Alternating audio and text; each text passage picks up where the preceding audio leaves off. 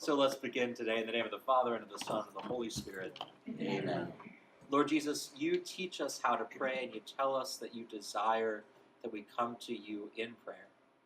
So we place ourselves before you this day, and we ask you to help us to learn from the example of St. Teresa of Avila how to unite ourselves to you and how to love you with all that we are, and how to come to you in prayer, even prayer beyond words, and so to rejoice in your presence within us. And we ask all of this in your most holy name, for you live and reign forever and ever. Amen. In the name of the Father, and the Son, and the Holy Spirit. Amen. So last week, if you remember, I said that we've kind of got a lot of similarity in the saints we talked about, kind of upper class guys who went and lived in caves and then, went and founded religious orders and stuff and did things. And so as the San Monty Python, now for something completely different. So today we're going to talk about St. Teresa of Avila, a doctor of the church, a tremendous, tremendous woman. And she is one of my newer friends. I don't know her as well as I know St. Ignatius and St. Benedict, and even St. Jerome. I don't think anybody knew St. Jerome that well. The whole grouch thing kind of kept people outside the cave.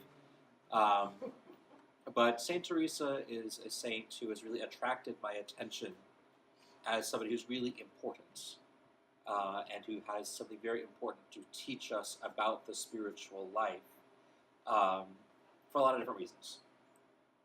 And St. Teresa is going to teach us today about what she called the prayer of silence, or the prayer of quiet. And the reason that I think St. Teresa can teach us about that in a way that other of the European mystics can't is that a lot of the European mystics, like I said last week, they had their speeches from God and their visions from God, and they floated around in the ceiling and stuff. But you can't teach that. That's just something that kind of happens. Whereas St. Teresa wanted to teach her Carmelite sisters how to pray. And so she actually wrote books, and she wrote pamphlets, and she gave talks, and she gave conferences about prayer. And so we know a lot more about her method of prayer and how we can learn from her and we can imitate her in her desire for prayer and in her union with God, because she tells us how, in a way that a lot of the other mystic saints don't. They can describe what happened, but they don't tell you how it happened or how we can have that same experience, where St. Teresa tries really hard to be accessible and to explain to her Carmelite sisters and her Carmelite daughters how it is that we come to God in spiritual union and how we're able to pray the prayer of silence and the prayer of quiet. But we'll get to that in a little bit. Just first of all, who is St. Teresa of Avila? First of all, she's not the little flower. So St. Therese, or St. Teresa of Lisieux in France, was named for St. Teresa of Avila, also a Carmelite nun, but she wanted to be the little flower. She wanted to be a little humble plant in God's garden. And so she is named for St. Teresa of Avila, who is the foundress of the Reformed Carmelites, the Reformed Carmelite sisters, so often called the Discalced Carmelites. So if you see a nun's name, an OCD after it, that's Order of Carmelites Discalced, meaning no shoes. So they wore simple sandals instead of fancy shoes as a sign of their poverty, and because in Spain and in France it does get kind of chilly in the wintertime, and so it's penitential to wear sandals and not shoes when you're in a chilly climate. And so that was part of the wholesale reform that Teresa of Avila put into the Carmelite order. So if you happen to see, Sister so-and-so OCD, she is a spiritual daughter of St. Teresa of the Order of Carmelites Discalced, no shoes. But Teresa, when she was just Teresa from Avila, grew up in a family of 12 children. And so she learned early on how to get along with other people, how to kind of manage things. Her parents loved her very much, and her brothers and sisters. Her father had two marriages, and so she was a child of the second marriage. But between her brothers and half brothers and sisters, they, from all accounts, had a very happy childhood. Very, very happy, loving family. And out of that, Teresa learned how to love God. You learn how to love God from how to love your family. That's supposed to be how this works, that you learn about God's love from your family and your parents and your brothers and sisters. And so Teresa learned that. And she was very, very close to her brother Rodrigo. And so she and Rodrigo would, read books about the saints, and they would want to do, wonderful things for God, and they'd want to be heroes and go and do wonderful things. And so that led them at an early age, probably about 8 or 10, to decide that they're reading about all these saints, so they're going to go be martyrs. And so they ran away from home to go down to southern Spain, where the Muslims had invaded and kind of set up shop, hoping that the Muslims would kill them for their faith so they could be martyrs. Young, adventuresome spirit there. And just providentially, as things happen, as they're marching along the road, going to go be martyrs for Jesus, they met their uncle who was coming to visit. And he looks at Teresa and Rodrigo, "What are you doing?" "We're going to be martyrs for Jesus." He said, "No, you're not. You're coming with me. We're going back home." And so he dragged them back home, much to their mother's relief. But, they weren't done.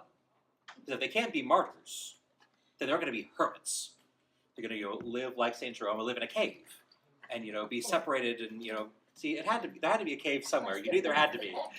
Somebody had to live in a cave. But unfortunately, in Avila, there are not a whole lot of caves to go live in. Not to worry. So, other children are like building forts in the backyard. They were building caves in the backyard so they could go live and be hermits in the backyard. So, they were special children. They were great. But what a wonderful just imagination of how to love God. And even though we as adults would say that's completely impractical, why in the world would you do that? Just that beautiful, youthful zeal and love for God that they would want to do these things. They saw how attractive it is to love God and want to be a saint at 8. That's wonderful. That's so fantastic. But then, as things do happen, they grew up, and Teresa in particular discovered the newest invention out of France, the romance novel. And so her imagination wasn't quite taken up so much with wanting to go be a martyr for Jesus or be a hermit in the backyard, because all of a sudden she could have imaginations about fancy dresses and that other new invention, perfume. And so she got really excited about fancy dresses and perfume and going to visit, the Knights of Daring Do down the streets and having them visit her. And her father looked around and saw this and said, "Okay, young lady, you're going to the convent school, and the Augustinian nuns are going to beat some sense into you." And so imagine that there are no fancy dresses and perfume in the Augustinian convent where he sent her to go be educated. Evidently, it was a little too strict in the Augustinian convent, and so she got very, very sick. From what kind of modern medicine guesses, it was probably malaria that she got, which, as you know, is no fun, very serious. And so, being so ill, the sister said, "Okay, you're going to go home." And so she went back home to recover and recuperate from her illness.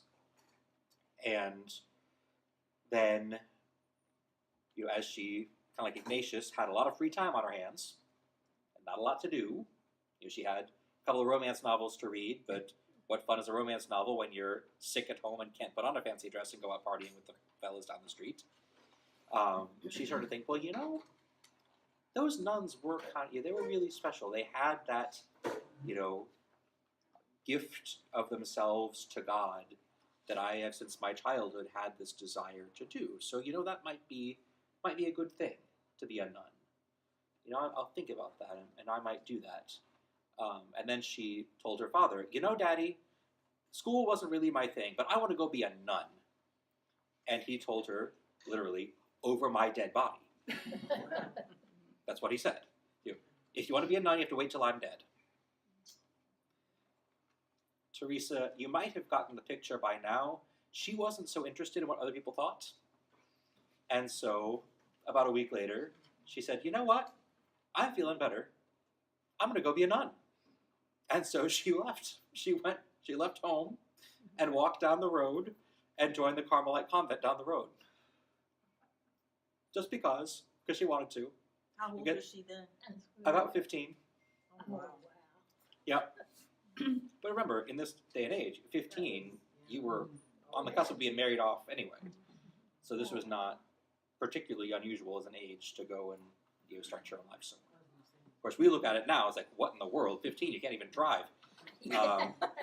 But, 15 back in the 1500s, that you were pretty much on the cusp of, if you were a boy, you were already working a trade. If you were a girl, you were about to be married off to somebody, if you weren't already. So this is, it's about right in the time frame of the day. Today, if you're 35, you're still thinking about what am I going to do with my life. So there you go. So she marched down the road to go to the Carmelite convent, and when Dad found out, probably didn't take him very long. Avila was not that big a town. He said, all right, whatever, fine, go be a nun, go enjoy, have fun. And so off she went. And so, we've seen so far, Teresa, she kind of did what she wanted. She was a pretty spunky young lady, especially for small town Spain. The Father Butler in his Lives of the Saints says she had that Castilian blood, that kind of just very spirited, like she would do things like run off and go be martyred, or run off and join a convent because that's what she wanted to do. Just very spirited, very headstrong young lady, but she loved God, and that's that counts for a lot. And it turns out that the Carmelite convent in Avila wasn't really that bad. Because, again, let's think back to what we've seen with other saints. What do you do with the son who's not going to inherit? You either parcel him off to education, or parcel him off to the church, parcel him off to a monastery, or, if all else fails, parcel him off to go be a soldier or something and go, just go away. What do you do with the girls? Well, you really look for a good match for the first one to, do family alliances and all. And after that, you can kind of dispatch them off to convents and this and that. And so in Avila, you have a lot of second and third daughters of wealthy families that you got to parcel them off somewhere. And so put them in the convent in Avila. But, they are upper class or upper middle class, young ladies with some wealth. And so people come to see them. Their friends come to see them. Their neighbors come to see them. They pay calls. They do all this stuff that you do in, high-class society. And who cares if it's a convent or somebody's, very nice home? You just do the same thing. And so from what we can tell, from what Teresa tells us, it was like a revolving door in the front parlor in the convent. Just everybody was all day in, all day out, sit and gossip and chat, and share makeup tips and all those kind of things you're going to do in the convent in Avila, the Carmelite convent. And even though she did have a love of God, from a very early age, you kind of know what you're taught. And so as she's a young nun, she's trying to be a good nun. She's new at this, and here she is in the convent. What are they teaching her? Okay, so we're going to get up, 5 o'clock and have morning prayers. Then we're going to have a little coffee, a little breakfast. Then we go downstairs and have morning chat time. And then we go back and we have midday prayers. And then we have a little lunch. Then we're going to come back and have afternoon visitation hours. This is what she learned. And so she said later in life, she looks back and she said, how in the world did I not see that was wrong? Well, because it was what everybody else in the convent did. That's what I learned. That's what I learned how to do. And she says that even though she was trying to pray, she would just wait and listen for the clock to chime because there was time to finally leave the chapel and go down and do some more visitation hours. And she kind of lost that love of God that had just animated her through her early life. And then, unfortunately, something happened in her life that causes a lot of people to kind of rethink their priorities. Her father died. And so her mother had died when she was a little younger, and then her father died. And so, like with many people, that really caused her to kind of take a look at her life and see, what am I doing? And to kind of rethink her priorities. And so she went to confession, and the priest was kind of scandalized. He said, what do you mean? You're a nun and you don't pray? You're a nun and you run out of the chapel as fast as you can to go get to visitation hours for the eligible young men of Avila. Like, what are you doing? You need to really, set your life there. Get your life straight there, sister. And so she really did have kind of a come to Jesus talk with herself and rework her priorities and made time every day for prayer. Just her. So not the common prayer of the convent, but her own private time with God every day. And she said that is what really led her back to that deep and beautiful relationship with Jesus that she had earlier in her life, before it kind of got a little covered over by the busy social schedule of the Carmelite convent. And as she was faithful to this quiet time with God, her personal prayer time, things started to happen. She would just have a very deep experience. I don't even want to say a sense or an emotion, but an experience of God's love for her. She tells us that the first time that happened, it scared her so much she ran out of the chapel and hid under her bed. Because it's scary to find out how much God loves you. That's more than the human soul can take when we experience how much God loves us. And so she kind of developed in this love of God. And as she kind of developed that, she realized that maybe the convent as it is, the convent in Avila, is not the right place for me to be with the social calendar that it keeps and the kind of other stuff that keeps crowding in on this time of prayer that I realize I really need. She's not the only one who had realized that. And so a friend of hers had kind of decided, you know what, we're going to go and form another little convent outside of town. So not the 140 nuns who were living in the convent in Avila, that's a small town, but like 12. So we're able to focus, we're able to not be distracted, we're able to have more quiet, we're able to be more connected to God. And so that's what they did. So a little group under the patronage of a wealthy widow who had not only some spare money, but a spare house. They went outside of town and founded this little convent. And that's where the Discalced Carmelites really started. It was outside of Avila in this little convent run by St. Teresa. She was the superior because she had been a nun at that point for like 25 years. And so she had some experience in this.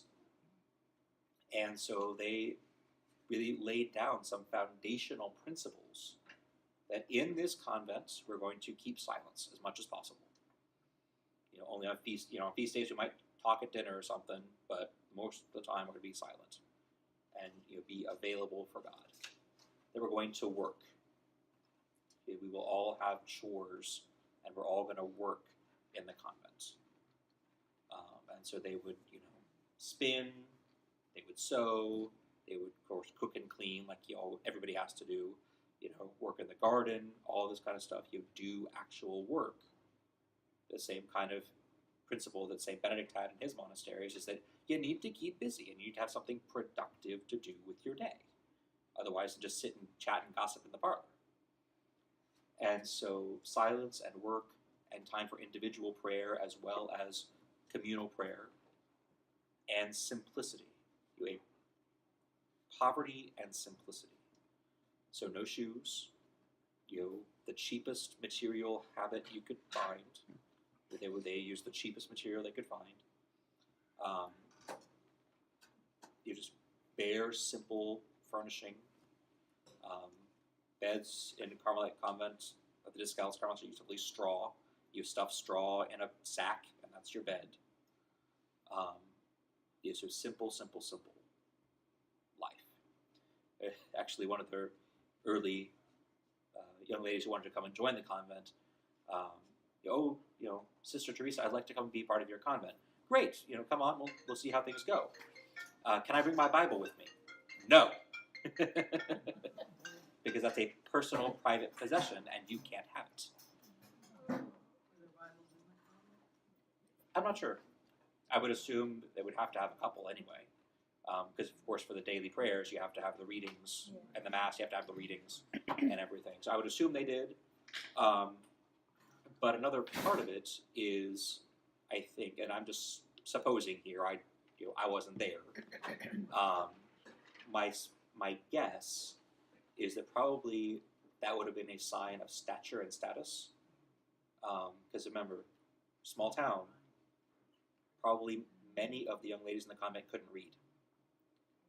And so you would learn by hearing and repetition. That's why having the Psalms the same every week really were a help to that. But probably my best guess, just as I'm learning and getting to know Teresa, her big hang-up probably would not have been the personal property part, even though that is an issue, as much as the status part. I can read and you can't, so I can read my Bible and you can't. Which is really against that simplicity and poverty, both physical and spiritual, that Teresa really was big on. But as we've seen through the other saints we've looked at, you don't really make a change without people noticing, especially in a small town. And so people would come and visit, and especially they wanted to meet Teresa, because she had a little bit of reputation at this point. This kind of very animated, spirited woman that Jesus talked to, who would criticize people, doing what you always did. We've always done it this way, to have visiting hours in the convent, just doing things so differently. People who visited Avila wanted to meet this lady. And that included not only kind of just visitors to town, but also bishops, people from the Spanish Inquisition, folks like that who were investigating, like, what is this thing? This reformed convent where they don't take Bibles, things like that. What is this crazy thing? But everybody who came was just so impressed. Like, you ladies love each other, you pray together, you actually pray on your own, this house is in good order, this is a good thing. And so the authorities sent her back to the original convent she was from to get things in order. You might imagine how that went. You send in this lady who left your convent to do something different, and she comes back, and what's the first thing she does is close the parlor. And then she says you can't wear shoes. And then she says you're not going to eat meat. And then she says you're actually going to show up to prayer on time and stay there the whole time. They didn't like her very much. And in fact, they actually called the Spanish Inquisition on her. And said, she's crazy, lock her up. And she suffered. She had her conferences and her books scrutinized by the Spanish Inquisition. She had to give testimony, before the church court, that she's not nuts, that she's not possessed, that she's, a very saintly woman who has a lot of things to say, but is very knowledgeable and very well read, and you just experience in the spiritual life. So she classed with flying colors. Anytime the authorities wanted to talk to her, she came out just looking like a rose. And so, of course, in the church, when you're good at something, you end up doing it a lot. And so they bounced her from convent to convent to convent, cleaning up the mess. And funny, nobody really liked her as she closed down the parlors and forbade shoes and, made you get up in the middle of the night to pray and say you can't eat meat and, all this stuff. She was not exactly popular. But under her leadership, the Carmelites really did begin to grow, not just spiritually, but numerically. And they set up, under her leadership and guidance, a lot of new convents, under the rule that you could only be 21 in a house. So you can't have this massive city of nuns where you get separated from each other and you don't have to do the work. There's somebody else you can pawn off the cooking and the cleaning the bathrooms on. You only 20 in a house. Everybody has to take a turn. Doing the dishes and cleaning the bathrooms and cutting the lawn and all that kind of stuff. And you have to really know each other and keep each other accountable. Sister, you didn't do the dishes last night. In a convent of 140, you can point fingers at somebody else. Convent of 12, yeah, there's only so many fingers you can point at. You ain't nowhere to hide. And that rule of small convents is still kept today. Best recollection, I could be a little off, I think it's when you hit 18, you have to split. And so the houses are all very small in the Discalced Carmelites. But, they are factories of prayer, let me tell you, because of that intimate connection not only to each other, but also to God. So part of running around and bouncing from convent to convent to convent, doing reform work and setting up new convents, you've got to kind of figure out a system. And you've got to train people who are going to train these new nuns in the new way. And you've got to keep reminders for the old nuns who keep wanting to kind of go back to the old way. And so she wrote a lot of books. She wrote The Way of Perfection, which is deliberately, it was a systematic guide for, basically you could retitle it, So You Want to Be a Carmelite Nun. And so, okay, this is how you're going to pray, this is how you're going to dress, this is how you're going to walk, this is how you're going to sleep, this is how you're going to pray, this is how you're going to pray some more, this is how you're going to do your chores, lay it out how you're going to do this. And so that's how we know a lot about Teresa and how she thought and what she thought about is by looking at these books that she wrote. The most famous one that people tend to know is called The Interior Castle. And the Interior Castle is based on a system of conferences that she would give to nuns in different places. And she's describing not just how you live and the rules you keep, but what you're seeking after, why you go through all this to begin with, why you bother to keep these rules and get up early and not wear shoes and all the rest.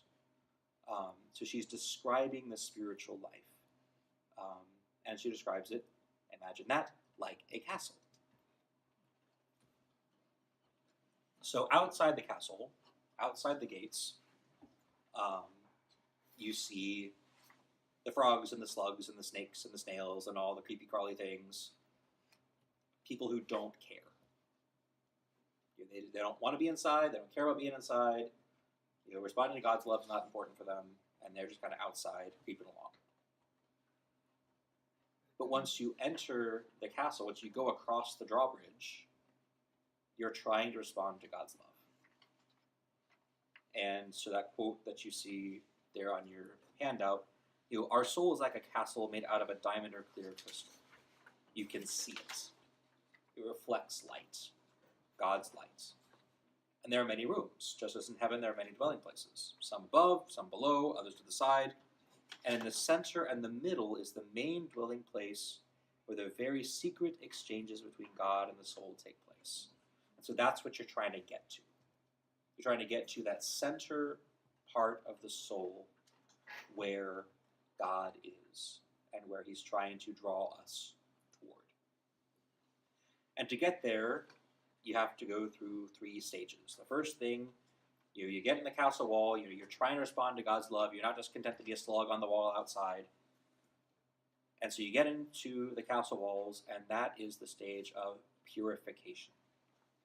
And that's why Teresa spent so much time laying out the plan of life for her Carmelite houses with the penances and the prayer and the no shoes thing and the no parlor thing and all this kind of stuff. Because she said a convent should be a place where we purify our souls in penance. We take away all those attachments and those attractions and those things that would lead us to forget God's love. And so that's an important part of life in a convent. So the first stage of the spiritual life in St. Teresa and also St. John of the Cross, her good friend who was hanging out with the guys doing the same sort of reforms from men's Carmelite convents as she was doing for the ladies, that you go into purification. And so you're trying to strip away those attachments or things that lead you to forget God or move away from God, like the parlor, like perfume, like the romance novels. You strip those things away so we're available to the love of God. And as we move further and further through purification, we get to this the stage of illumination. And that's kind of where we saw Teresa. She's trying to pray, she tries to love God, and God talks to her. God lets her understand things. God leads her soul where it's supposed to be. God gives gifts to the soul, understanding, of wisdom, of teaching, of guidance, all these kind of things in the prayer of and the stage of illumination. But there comes a point where just kind of reason and thought and logic and ideas really don't do God justice. Because, God is certainly beyond our humanity. God is beyond our understanding. God is infinite. God doesn't need to use human constructions of pictures and words and images and ideas because he is way beyond those things. And so the third stage, where you get into that center piece, that center dwelling place of the soul, is the stage of union, where we are able to experience God as he is without having to use those kind of mediating tools of ideas or images or words or those kind of things. We're able to experience God as he is in mystical union. And Teresa is able to describe those things for her sisters because she experienced them. She was trying to purify herself in the convent, the first convent, and especially as she was organizing that second convent outside of town, that was the whole point of all the rules and all the strictures and all the penances and everything else, to strip away those attachments and to try to make it as easy as possible for God to speak and God to reveal himself to the sisters there in the convent. And as she developed this really vibrant relationship with God, making sure she made time for him every single day and made herself available to him, and at one point even took a vow, like a religious vow, that she would do what God wanted no matter what. That's a hard vow to keep, let me tell you. To do what is most pleasing to God at all times. Oh, what a promise. But she kept it. She did it. Because God kept giving her these gifts of, speaking to her. She could hear God talk to her like she could hear other people talk to her. It was very natural to her because she was having these illuminating experiences of God that she didn't ask for, they just happened. And she was able to see things. She was able to see her guardian angel from time to time. She was able to see other angels She would have visions of heaven in this illuminating phase. And then toward the end of her life, she did receive that gift of union with God's love. And she describes it for us in a really beautiful way. Rather than me try to describe it to you, I'll just read you what she says, because she just such a beautiful, beautiful description. So I saw an angel close by me on my left side in bodily form. I'm not accustomed to see angels, but only rarely. Only rarely she sees angels. Poor thing, she only sees them rarely. Though I have vision of angels frequently, I usually only see them as an intellectual vision with the eyes of my imagination. This angel is not large, but of small stature, and most beautiful. His face burning as if he was one of the highest angels, who seemed to be of all fire, whom we call cherubim from the Old Testament. I saw in his hand a long spear of gold, and at the iron's point there seemed to be a little fire.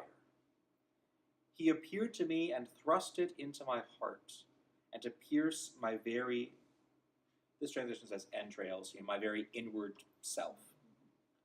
And when he drew it out, it seemed to draw my heart out also, and to leave me all on fire with a great love of God. The pain was so great that it made me moan, and yet so surpassing was the sweetness of this pain that I could not wish to be rid of it. And this desire led her to desire to suffer, to receive the love of God. For it seems to me that there is no reason why I should live, but only to suffer. And according this is the thing that I beg with most affection from God. Sometimes I say to him with my whole heart, Lord, either to die or to suffer for you. I beg no other thing for myself. That's Teresa in her own words. And then, phenomenally, after her death, they did an autopsy, and they found a scar on her heart where this had happened to her, this mystical phenomenon. That this union with God is even beyond what images and ideas can even do it justice. That fire of divine love in her heart. The best she could do was say it was like a spear with fire on the end. That doesn't really describe what it was. That's the best she can do to describe what was happening as she experienced in the depth of her heart the love of God for her. And that's that third stage of union. That doesn't need images, that doesn't need ideas or words or thoughts. It's just the presence of God being revealed to us as he is. And that's a big deal. She was a nun for 25 years before she really got started good. And then for years and years and years, she was praying and doing penance and trying, making vows to do what is most pleasing to God, all these things. This didn't just happen overnight. She didn't just, sit down for an hour and say, you know what, I think I'll have union with God today. It was the effect and the result of many, many years of this deep union with God. And as you might imagine, with a reputation like this, very quickly after her death, she was canonized a saint and is one of the only female doctors of the church. She died in 1582, if you like dates.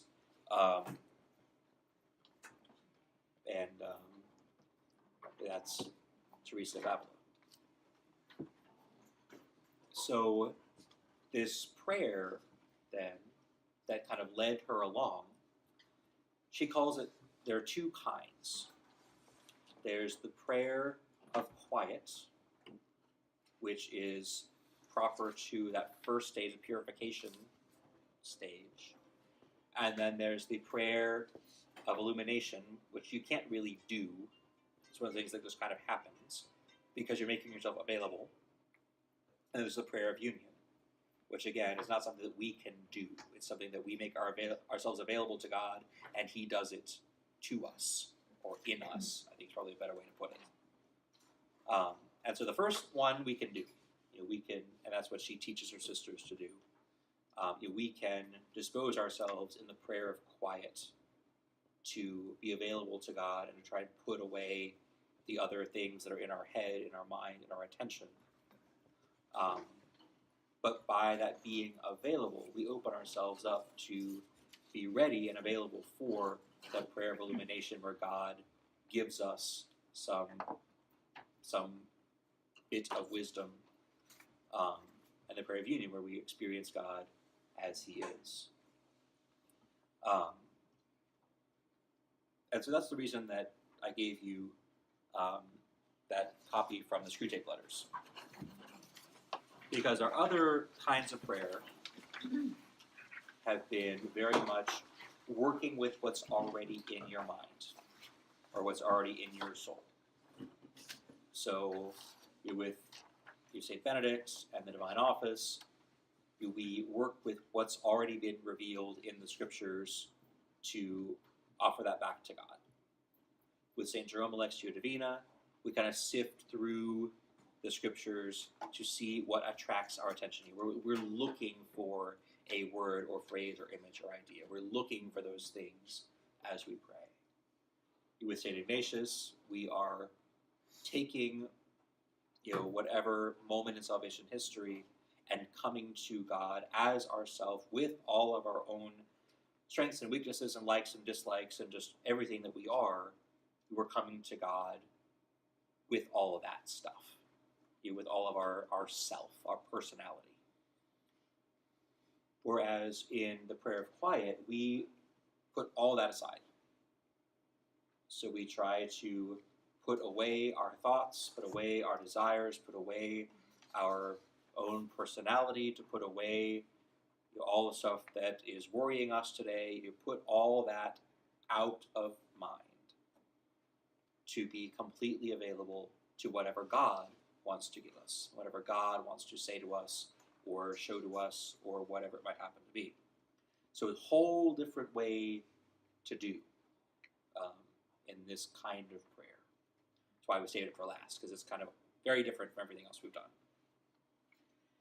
Why that's important, or why that's something we should just be attentive to and aware of, is kind of described for us in the Screwtape Letters as the protagonist, Screwtape, is writing to his nephew, a junior tempting devil. He's on his first assignment. He's got his first failed attempt, and so he needs a lot of advice because he's not very good at it. And so in this chapter, Screwtape, the kind of supervising devil, is talking to the nephew Wormwood about prayer. And what he tells Wormwood there is that a lot of times when we go to pray, we want it to be something that we do. So it's a technique that I practice. It's a way of prayer that I do. It's a set of words that I say. It's something that I am doing, I am responsible for. And that's that's a mistake. The prayer is always response in us to something that God is already doing. That God gives us the desire to pray. And whatever we do in our prayer practice is always a response to God in a rightly understood manner. But we get, we all get kind of turned aside and distracted from time to time. Prayer is something that I am going to do. I'm going to do it today. I'm going to follow this practice. I'm going to do this program. I'm going to say these words. I'm going to read this book. I'm going to do it. And so the prayer of quiet helps to correct that, because we're not doing nothing. We're just showing up and hoping that God shows up too in the prayer of quiet. The next thing is the idea that prayer is an emotion. Prayer is kind of a feeling that we have. I feel close to God, and so that means it was good prayer, or I didn't feel good about myself, so it wasn't good prayer. Again, that's where the prayer of quiet helps, because it clears all that stuff away and helps us to focus on God. The God who causes us and calls us to pray. The next thing that we can do is think that our bodily position doesn't matter. That in our humanity, we could just be spiritual. Just do whatever and however. Again, the prayer of quiet, we have to settle ourselves and be very relaxed. For me, I'm a sit in a chair kind of guy. Other people really prefer to stand. That's how they're just most attentive and most at their ease. Other people lay on the floor. Other people kneel. That part just kind of depends on who you are and what you can do. But just to recognize that our posture as we go to do this is important. Just as a footnote, our other teachers of prayer knew that too. That's why Benedict lays out that when you're doing this part of the divine office, you sit. When you're doing this part, you stand. When you're doing this part, you kneel. He lays out in the divine office that you take these different postures as you go. Some you sit, some you stand, some you kneel, some you prostrate on the floor. That it's described how you use your body in prayer. Ignatius, in the spiritual exercises, he said there are some different meditations that you're supposed to do laying on the floor because you're supposed to be really in it and attentive to what's going on. And so other ones, especially during Holy Week, you're supposed to do the meditation while you're in different postures and see what's different when you're sitting versus when you're standing versus when you're kneeling versus when you're laying on the floor. What's different in those different postures? How does your posture affect how you're receptive to prayer in those spiritual exercises? So other saints have had the same realization, but I think it's helpful as we kind of circle around now to Teresa, to just kind of put that on a very obvious and very specific way. And finally is intention.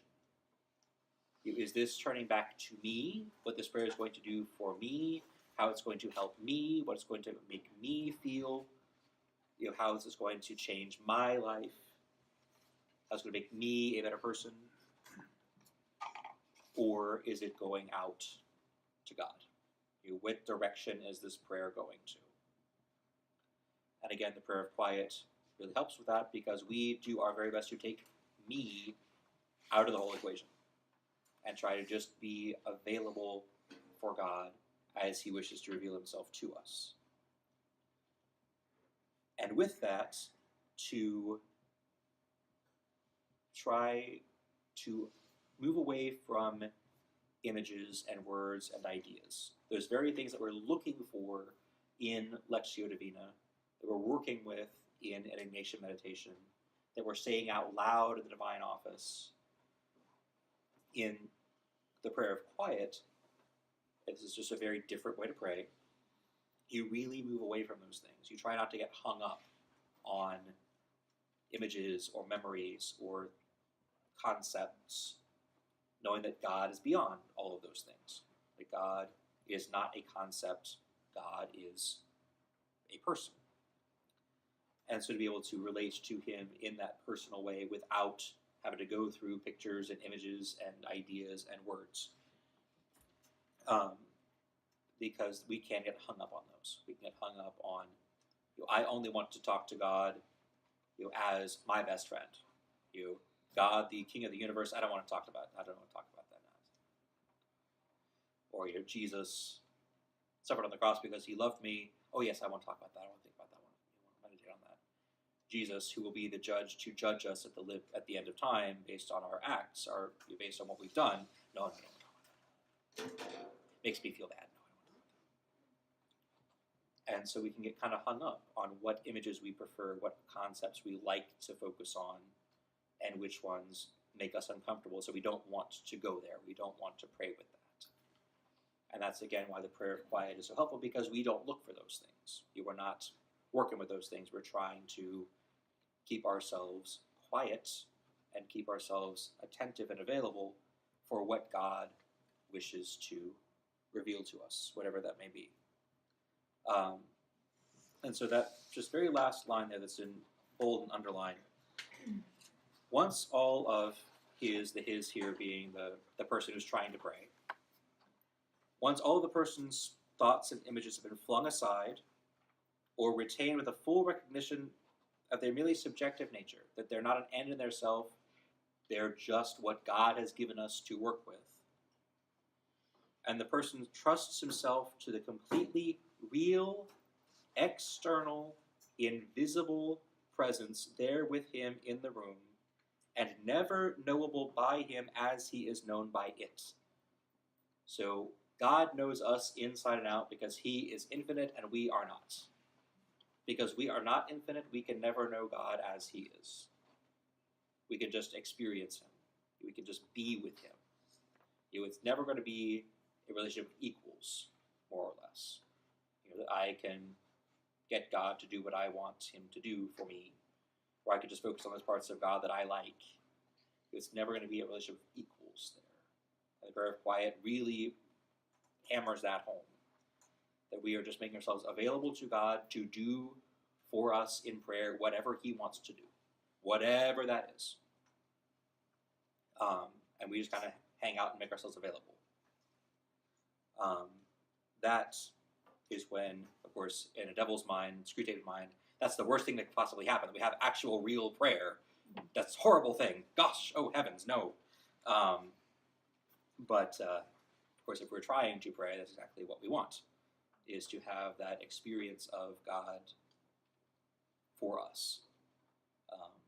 And that can be really a game changer, like with Teresa. The first time she experienced God's love for her, it scared her so much she ran and hid under the bed. That can be a game changer, to have an experience of God that's different, that's kind of outside our usual framework.